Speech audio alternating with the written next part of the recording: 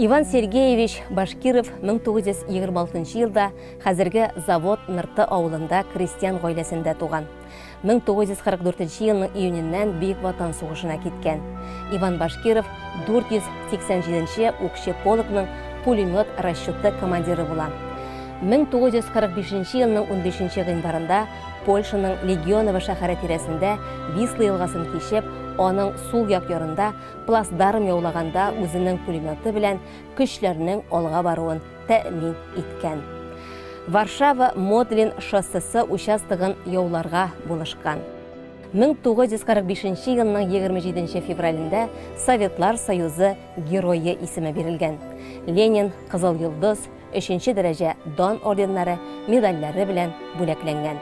1945 елның 5 февралендә Дейч Кроне шәһәр крепосты өчен барган сугышларда һәлак булган.